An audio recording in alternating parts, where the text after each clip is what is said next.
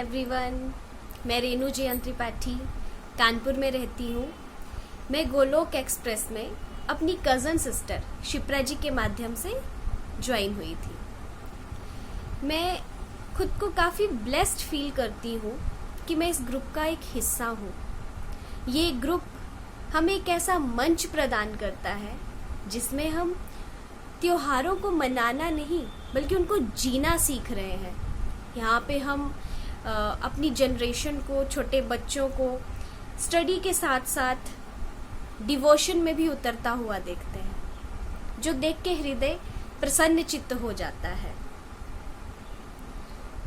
हर एक माँ बाप के अंदर एक टेंशन होती है कि हम अपने बच्चों में संस्कार कैसे डालें, पर इस ग्रुप के माध्यम से हमने ये सीखा कि हमें बच्चों में तो संस्कार डालने की ज़रूरत ही नहीं है, हमें खुद को बदलना है।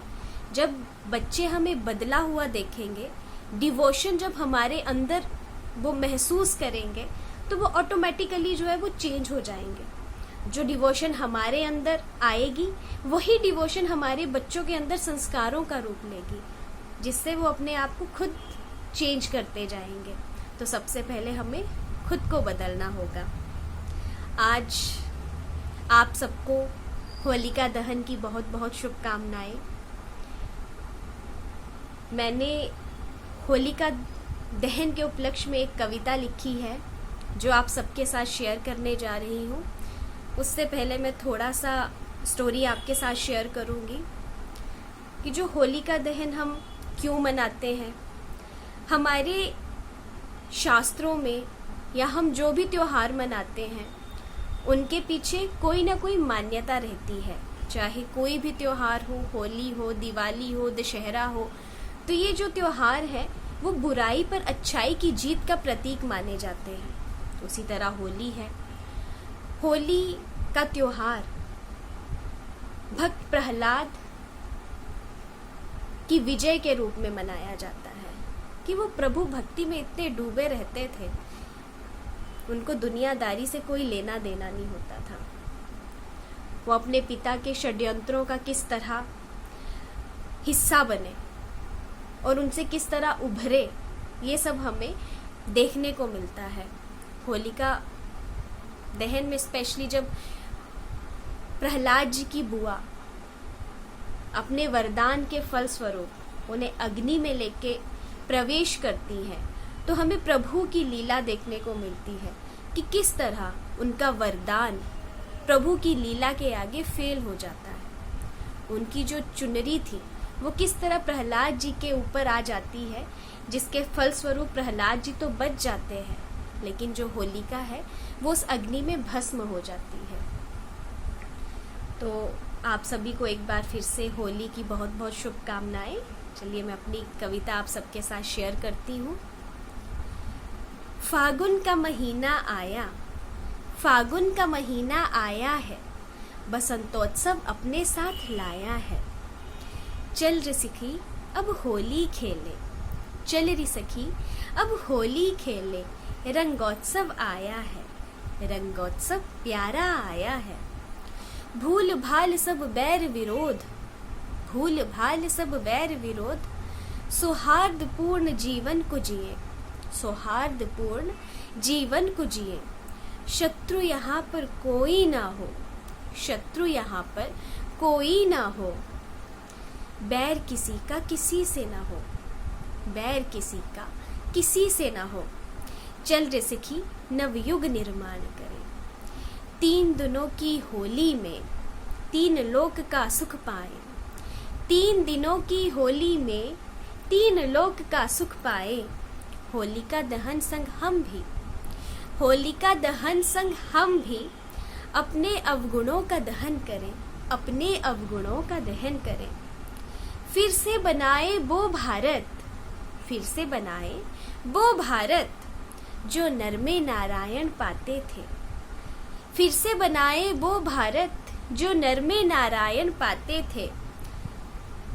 भाव जगाए प्रहलाद जी जैसा, भाव जगाए प्रहलाद जी जैसा, कण कण में हरि बसाए थे, कण कण में हरि बसाए थे। कान्हा जी का क्या कहना, कान्हा जी का क्या कहना, राधा को रंग दिया अपने रंग। कान्हा जी का क्या कहना, राधा को रंग दिया अपने रंग। श्याम वरण ने राधा संग मनाई जब ये होली है। श्याम वरण ने राधा संग मनाई जब ये होली है। कृष्णा रहे अब ना कृष्ण, कृष्णा रहे अब ना कृष्ण। राधा कृष्ण कहाए हैं, राधा के कृष्ण कहाए हैं। प्रेम था उनका इतना गहरा, आज भी पूजा जाता है। प्रेम था उनका इतना गहरा, आज भी पूजा जाता है। वृंदावन की गलियों में अद्भुत रंग उड़ाया जाता है। वृंदावन की गलियों में अद्भुत रंग उड़ाया जाता है। सुनकर कृष्ण राधा का प्रेम, सुनकर राधा कृष्ण का प्रेम, मुझको भी वृंदावन जाना है। सुनकर राधा कृष्ण का प्रेम, मुझको भी वृंदावन जाना है। एक महीने वाली होली का, एक महीने वाली होली का, मुझको भी लुत्फ उठाना है। मुझको भी लुत्फ उठाना है, मुझको भी लुत्फ उठाना है। हरी हरी बोल जी। तो ये मेरी कविता है जो मैंने आप सबके साथ शेयर की है। इसके साथ मैं एक और चीज़ आपके साथ शेयर करना चाहूँगी कि होली के रूप में हम भक्त प्रहलाद की स्टोरी, होलिका दहन के बारे में तो जानते ही हैं, लेकिन राधा कृष्ण के प्रेम को इतना क्यों पूजा जाता है होली के टाइम पे, तो ये भी मैं स्टोरी आपके साथ शेयर करना चाहूँगी। कि आप सभी को पता है कि जब श्री कृष्णा जी ने पूतना वध किया तो किस तरह वो ब्राह्मणी का भेष बना के उनके घर आई, उन्हें अपना दूध पिलाया। उनका दूध पीने से उनका जो कलर था वो नीले रंग का हो गया। उसके बाद उन्होंने कालिया नाग को भी सबक सिखाया। तो कालिया नाग से जो उनका युद्ध चला था उसके फलस्वरूप उनका रंग काले रंग का हो गया। तो उनका जो शरीर का कलर था वो काला नीला मिक्स था। तो जिस वजह से जब वो कालिया नाग से उनका युद्ध हुआ था तो बाद में वो परेशान कि मेरा तो जो कलर है वो चेंज हो गया। तो वो यशोदा जी से कहते कि माँ, मेरा तो कलर बदल गया, अब तो राधा रानी जो है मुझसे बात नहीं करेंगी। अब जो बात नहीं करेंगी तो मैं कैसे अपना जीवन जो है वो जीऊँगा। माँ तो माँ होती है। तो यशोदा जी ने उनको कहा, कान्हा, तुझे जो रंग राधा को चढ़ाना है तू चढ़ा दे। कृष्ण जी गए तो थे राधा जी को अपने रंग में रंगने, पर उन्हीं के रंग में वो रंग के आ गए। तो ये जो होली का त्योहार है उनके प्रेम का प्रतीक है कि किस तरह प्रेम में उन्होंने एक दूसरे को रंग डाला। आशा रखती हूँ कि आप सबको मेरी कविता पसंद आई हो। अंत में मैं यही कहना चाहूँगी, ना शस्त्र पर ना शास्त्र पर, ना शस्त्र पर ना शास्त्र पर, ना धन पर ना ही किसी युक्ति पर, मेरा जीवन तो आश्रित है प्रभु केवल और केवल आपकी कृपा शक्ति पर। Transform the world by transforming yourself. Hari Hari बोल, हरी हरी बोल, हरी हरी।